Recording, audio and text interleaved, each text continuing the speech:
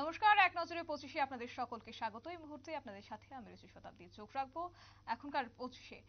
জাতীয় ভ্যাকসিন দিবস উপলক্ষে আজ শনিবার অনুষ্ঠিত হয়েছে এক অনুষ্ঠান, ভ্যাকসিন ওয়ার্ক ফর অল শীর্ষক এই অনুষ্ঠানে উদ্বোধন করেন রাজ্যপাল ইন্দ্রসেনা রেড্ডি নাল্লু। জেলা স্বাস্থ্য ও পরিবার কল্যাণ দপ্তরের উদ্যোগে রাজভবন প্রাঙ্গণে এই অনুষ্ঠানকে ঘিরে ব্যাপক সাড়া পরিলক্ষিত হয়।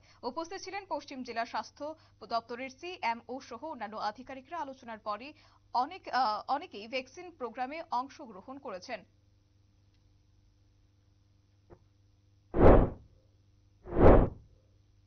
ভারতীয় জনতা পার্টির জনজাতি কার্যকর্তা সম্মেলন অনুষ্ঠিত হয়েছে আগরতলা টাউন হলে। সম্মেলনকে সামনে রেখে শনিবার এক মিছিল অনুষ্ঠিত হয় রাজপথে। রবীন্দ্র ভবন প্রাঙ্গণ থেকে এই মিছিল রাজধানীর বিভিন্ন পথ পরিক্রমা করে। মিছিলে পা মেলান জনজাতি মোর্চার কেন্দ্রীয় নেতৃত্ব সহ উপজাতি রমণীরা। মিছিলে আওয়াজ ওঠে পশ্চিম ত্রিপুরা লোকসভা আসনে ভারতীয় জনতা পার্টির মনোনীত প্রার্থীকে বিপুল ভোটে জয় করবার লক্ষ্যমাত্রাকে সামনে রেখে এই মিছিল অনুষ্ঠিত হয়। আজ লোকসভা নির্বাচনের দিনক্ষণ ঘোষণা হতেই লক্ষ্য করা গেছে প্রচার অভিযানে নেমে পড়েছে কংগ্রেস দল। পশ্চিম ত্রিপুরা আসনে কংগ্রেস মনোনীত প্রার্থী আশিস কুমার সাহার নেতৃত্বে এক মিছিল সংঘটিত হয় রাজপথে। দলীয় কর্মী সমর্থকদের উপস্থিতিতে আওয়াজ উঠে বিপুল ভোটে প্রার্থীকে জয়যুক্ত করবার। মিছিলকে ঘিরে দলীয় কর্মী সমর্থকদের উপস্থিতিও ছিল এদিন লক্ষণীয়। ভোট পর্বে যুবকদেরকে আরো নিজেদের কাছে টানতে এবার নানান কর্মসূচি হাতে নিয়েছে ত্রিপুরা প্রদেশ যুব মোর্চা। আগামী 23শে মার্চ রাজধানী আগরতলায় রেলি ও যুব জমায়েত করবে সংগঠন। শনিবার এই উপলক্ষে ভারতীয় জনতা যুব মোর্চার ত্রিপুরা প্রদেশের উদ্যোগে অনুষ্ঠিত হল প্রস্তুতি বৈঠক। উপস্থিত ছিলেন ত্রিপুরা প্রদেশ যুব মোর্চার সম্পাদক সুশান্ত দেব সহ অন্যান্যরা। বৈঠকে জেলার বিভিন্ন প্রান্ত থেকে প্রতিনিধিরাও এদিন অংশগ্রহণ করেছেন। দেশের সংবিধান এবং দলিতদের অধিকার কার্যত সুরক্ষিত করতে সাম্প্রদায়িক মনোবাদী বিজেপি সরকার হাটাও, এই স্লোগানকে সামনে রেখেই শনিবার অনুষ্ঠিত হল ত্রিপুরা চর্ম শিল্প সমিতির 42তম প্রতিষ্ঠাতা দিবস। মেলার মাঠ আম্বেদকর ভবনে প্রতিষ্ঠা দিবসের শুরুতে সংবিধান ও রচয়িতা আম্বেদকর এবং রাজ্যের কবি মন্ত্রী অনিল সরকারের প্রতিকৃতিতে মাল্যদান করেন উপস্থিত অতিথিরা। ছিলেন ত্রিপুরা তপশিলি জাতি সমন্বয়ের সাধারণ সম্পাদক সুধন দাস, পাশাপাশি সভাপতি রতন ভৌমিক সহ অন্যান্যরা।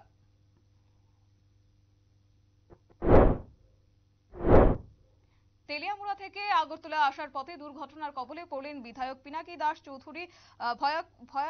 ভয়াবহ সড়ক দুর্ঘটনার কবলে পড়লেন 27 কল্যাণপুর প্রমোদনগর বিধানসভা কেন্দ্রের বিধায়ক পিনাকি দাস চৌধুরী ও তার দুজন দেহরক্ষী। বিপরীত দিক থেকে আসা গাড়ির সাথে বিধায়কের গাড়ির মুখোমুখি সংঘর্ষ হয়।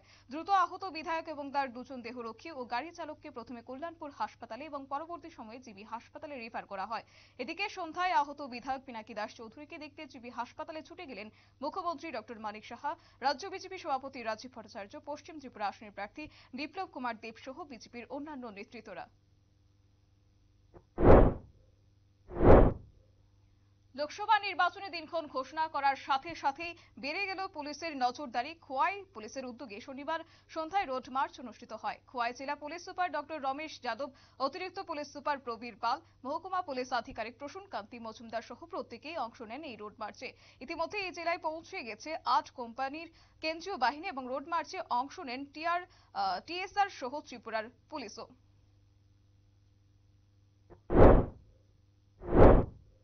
রাজ্য জুড়ে রক্তের স্বল্পতা মেটাতে এবার কার্যত স্বেচ্ছায় রক্তদান শিবির করা হচ্ছে এবং এরই অঙ্গ হিসেবে স্বেচ্ছায় রক্তদান করা শিবিরের আয়োজন করেছে রোগী কল্যাণ সমিতি খোয়াই চেবড়ির প্রাথমিক স্বাস্থ্য কেন্দ্রে। এই রক্তদান শিবিরের উদ্বোধন করেন বিধায়ক পিনাকি দাস চৌধুরী। রোগী কল্যাণ সমিতির চেয়ারম্যান চয়ন রায়, বিশিষ্ট সমাজসেবী তপন দেব সহ অন্যান্যরা। শিবিরে স্বেচ্ছায় রক্তদান করেন 30 জন রক্তদাতা। লোকসভা নির্বাচনকে সম্পূর্ণ করতে এবার তৈরি নির্বাচন কমিশন। আর অন্যদিকে নির্বাচনের প্রচারে তৈরি শাসক দল এবং শুধু রাজধানী নয়, গোটা রাজ্যে চলছে শাসক বিজেপি দলের দফায় দফায় সভা এবং নির্বাচনকে ঘিরে নানান কর্মসূচি। শনিবার খোয়াই ধলাবিল এলাকায় বিজেপির উদ্যোগে অনুষ্ঠিত হয় এক যোগদান সভা। ধলাবিল আলাদিন শক্তি কেন্দ্রে অফিসে এই যোগদান সভায় উপস্থিত ছিলেন মণ্ডল সভাপতি সুব্রত মজুমদার, সাধারণ সম্পাদক তাপস কান্তি দাস সহ অন্যান্যরা।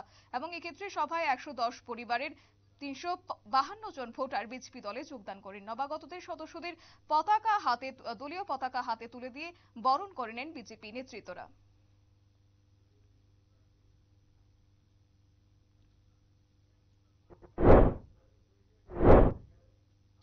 শুধু শাসক দল বিজেপি নয়, এবার লোকসভা নির্বাচনকে সামনে রেখে প্রচারে নেমে পড়েছে বিরোধী সিপিআইএম দল। শনিবার 43 করবুক বিধানসভা কেন্দ্রের উদ্যোগে এক মিছিল ও র্যালি অনুষ্ঠিত হয়।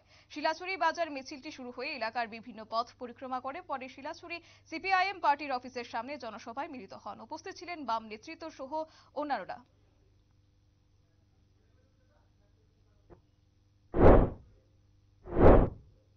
পশ্চিম ত্রিপুরা লোকসভা আসনে এবার কার্যত ব্যাপক প্রচার অভিযান শুরু করেছে বিজেপি প্রার্থী বিপ্লব কুমার দেবের নেতৃত্বে শনিবার মাতাবাড়িতে অনুষ্ঠিত হলো মিছিল। মাতাবাড়ি কেন্দ্রের বিধায়ক অভিষেক দেবরায়, মণ্ডল সভাপতি মিন্টু চক্রবর্তী, গোমতী জেলার সাধারণ সম্পাদক উত্তম দে সহ জেলার মহিলা নেতৃত্বরা এই মিছিলে অংশগ্রহণ করেছেন।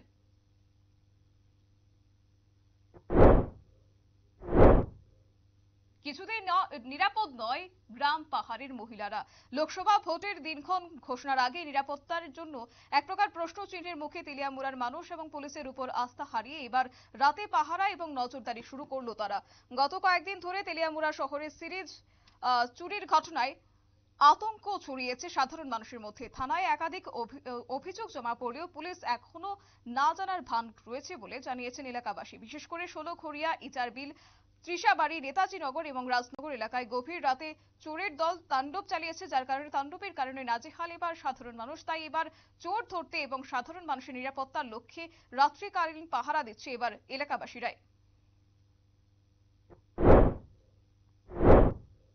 লোকসভা নির্বাচন যত এগিয়ে আসছে ততই যেন রাজ্যে এবার নাশকতা ছড়িয়ে পড়েছে। শুক্রবার গভীর রাতে পশ্চিম হালাহালি এলাকায় কেশব নম্বর একটি গাড়ি এবং স্কুটিতে আগুন ধরিয়ে দেয় দুষ্কৃতীরা। আগুনের টায়ার ফেটে বিকট শব্দে জেগে ওঠে আশপাশের মানুষ। খবর দেওয়া হয় দমকল বাহিনীর কর্মীদের, কিন্তু তাদের আসার আগেই সম্পূর্ণ ভস্মীভূত হয়ে যায় দুটি যানবাহন। এদিকে ঘটনার খবর পেয়ে ছুটে আসে পুলিশ এবং গোটা বিষয় সম্পর্কে ইতিমধ্যেই তদন্ত শুরু করেছে।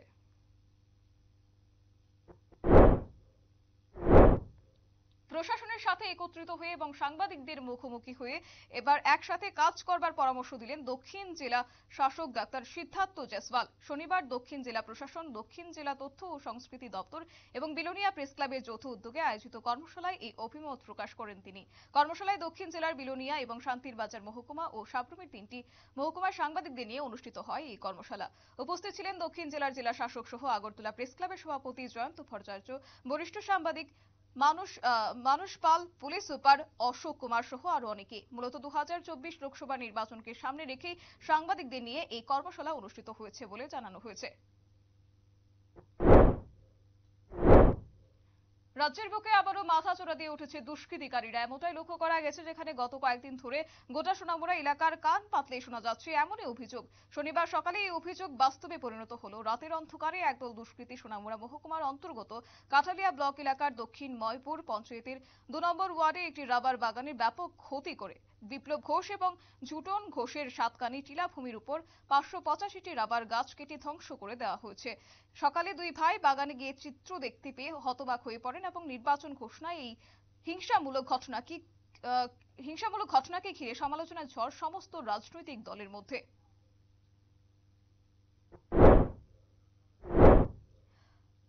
আধিকারিকের তৎপরতায় আটক বিপুল পরিমাণ অবৈধ চোরাই কাঠ এবং তেলিয়ামুড়া মহকুমা পুলিশ আধিকারিক আইপিএস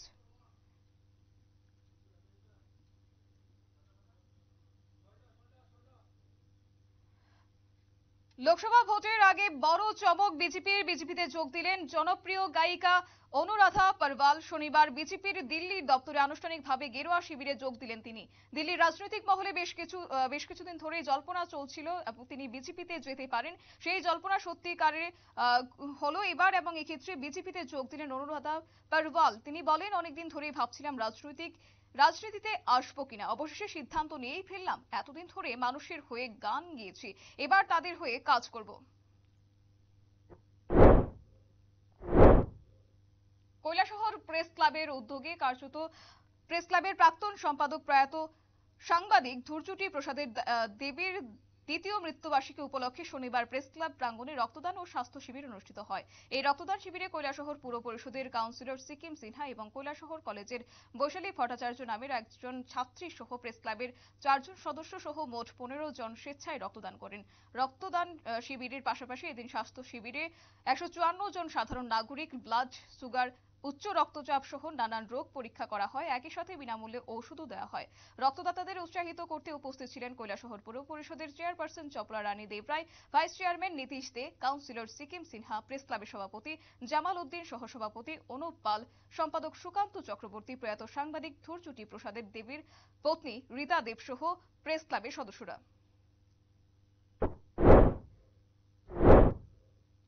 উপত্যকার বিচ্ছিন্নতাবাদী সংগঠন জম্মু কাশ্মীর লিবারেশন ফ্রন্টকে আরও 5 বছরের জন্য নিষিদ্ধ ঘোষণা করল স্বরাষ্ট্র মন্ত্রক। পাশাপাশি নিষিদ্ধ ঘোষণা করা হয়েছে এই সংগঠনের অধীনে থাকা আরও 4 সংগঠনকে। এই সংগঠনগুলি হলো জেকেপিএল এবং এক্ষেত্রে জেকেপিএল লক্ষ্য করা গেছে এবং সংশ্লিষ্ট সংগঠনগুলির বিরুদ্ধেও সন্ত্রাসবাদকে মদদ দেওয়ার অভিযোগ রয়েছে। শনিবার এক্স হ্যান্ডেলে এই তথ্য প্রকাশ্যে আনেন স্বরাষ্ট্রমন্ত্রী অমিত শাহ। উপত্যকায় সন্ত্রাস চালানোর অভিযোগে বিচ্ছিন্নতাবাদী এই সংগঠনের বিরুদ্ধে পদক্ষেপ নিয়েছে মোদী সরকার। আসন্ন লোকসভা নির্বাচন নিয়ে দক্ষিণ জেলা প্রশাসন, দক্ষিণ জেলা তথ্য ও সংস্কৃতি দপ্তর এবং বিলোনিয়া প্রেস ক্লাবের যৌথ উদ্যোগে দক্ষিণ জেলার বিলোনিয়া, শান্তির বাজার এবং সাব্রুম এই 3টি মহকুমার সাংবাদিকদের নিয়ে দক্ষিণ ত্রিপুরা জেলার জেলা শাসকের কনফারেন্স হলে নির্বাচনী নিয়মাবলী এবং নির্বাচনী সাংবাদিকদের কাজকর্ম ও ভূমিকা নিয়ে এক দিবসীয় কর্মশালা অনুষ্ঠিত হয়। উপস্থিত ছিলেন রাজ্যের বরিষ্ঠ সাংবাদিক তথা আগরতলা প্রেস ক্লাবের সভাপতি জয়ন্ত ভট্টাচার্য এবং বরিষ্ঠ সাংবাদিক মানুষ পাল। এছাড়াও ছিলেন দক্ষিণ জেলার জেলা শাসক doctor Siddharth Jaiswal, police super Ashok Kumar Sinha এবং তথ্য ও সংস্কৃতি দপ্তরের সহ অধিকর্তা রিপন চাকমা। জেলা শাসক বলেন, সংবাদ মাধ্যম হলো গণতন্ত্রের চতুর্থ স্তম্ভ, তাই সাংবাদিকরা গণতন্ত্র রক্ষা করতে কাজ করে। তিনি সাংবাদিকদের প্রশাসনের চোখ এবং কান হিসেবে উল্লেখ করেন। আবেদন রাখেন প্রশাসনের সাথে একত্রিত হয়ে নির্বাচনের কাজ করবে এবং তিনি সকলের কাছে আবেদন রাখেন যাতে ইতিবাচক দৃষ্টিভঙ্গি নিয়ে কাজ করার, সেই সাথে প্রশাসনের পক্ষ থেকে সব ধরনের সহযোগিতার আশ্বাস দেওয়া হয়।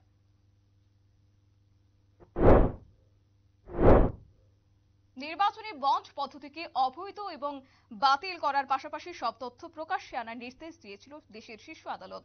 এর পরপরই প্রকাশ্যে চলে এসেছে বিজেপির টাকার পাহাড়ের হিসেব। এই ইস্যুতে সুপ্রিম রায় প্রসঙ্গে এবার মুখ খুললেন কেন্দ্রীয় স্বরাষ্ট্রমন্ত্রী অমিত শাহ। সম্প্রতি ইন্ডিয়া টুডের ইনক্লেভে এই ইস্যুতে অমিত শাহ বলেন, ভারতীয় রাজনীতি থেকে কালো টাকা হাঁটানোর লক্ষ্যে আনা হয়েছিল নির্বাচনী বন্ড পদ্ধতি। শীর্ষ আদালতের নির্দেশ সকলকে মানতে হবে, তাদের রায়কে আমি সম্মান করি, কিন্তু আমার মনে হয় নির্বাচনী বন্ড পদ্ধতিকে সম্পূর্ণরূপে বাতিল না করে সংশোধন করা উচিত ছিল। এ প্রসঙ্গে কংগ্রেস সহ বিরোধীদের নিশানায় নিয়ে শাহ আরও জানান, এর আগে বিরোধী রাজনৈতিক দলের নেতারা চাঁদা দিতেন। 1100 চাঁদার মধ্যে 100 টাকা তারা দলের নামে জমা করতেন, বাকি 1000 টাকা ঢোকাতেন নিজেদের পকেটে। বছরের পর বছর ধরে এই পদ্ধতি চালিয়ে এসেছে কংগ্রেস দল।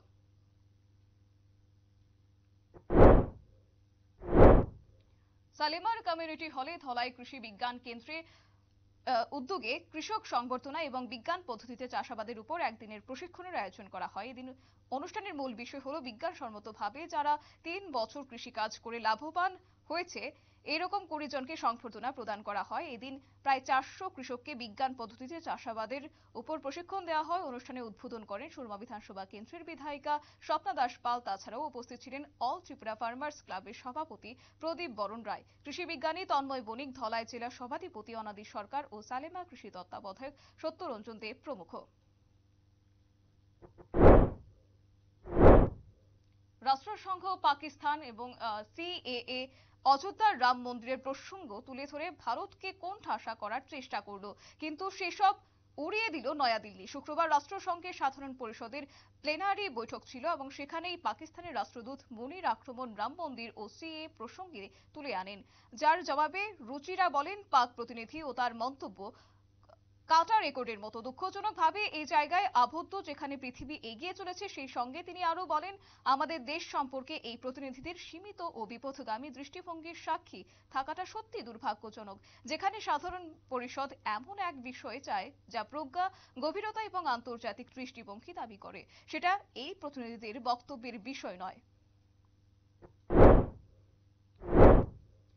ত্রিপুরা থেকে বহিরাজ্যের উদ্দেশ্যে পাচার করা হচ্ছে এবং এক্ষেত্রে পাচার হওয়া কোটি কোটি টাকা নিষিদ্ধ গাঁজা এবং রাজ্যের প্রবেশের ক্ষেত্রে মরণ ব্যাধি ব্রাউন সুগার, ইয়াবা, ফ্যান্সিডিল সহ বিভিন্ন কফ সিরাপ জাতীয় নেশা সামগ্রী পাচার বাণিজ্য দিনের পর দিন যেন মাথা চড়া দিয়ে উঠতে শুরু করেছে এবং এতে এক প্রকার হিমশিম খাচ্ছে উভয় রাজ্যের পুলিশ প্রশাসনও। চলতি মাসে একাধিকবার রাজ্যে প্রবেশের মুখে অসম চুরাইবাড়ি ওয়াচ পোস্টের পুলিশের হাতে ধরা পড়েছে কারি কারি নেশা সামগ্রী। এদিকে ত্রিপুরা রাজ্য ও ধরা পড়েছে গাঁজা সহ বহু মূল্যের অন্যান্য নেশা সামগ্রী। এরই মাঝে শনিবার সকালে ফের ত্রিপুরায় প্রবেশের পথে 14 চাকার একটি লরি থেকে প্রায় 6.5 কোটি টাকা নেশা জাতীয় কফ সিরাপ বাজেয়াপ্ত করল বাজারি ছড়া চুরাইবাড়ি ওয়াচ পোস্টের কর্তব্যরত পুলিশ কর্মীরা। সাথে আটক করা হয়েছে লরি চালক এবং সহচালককেও।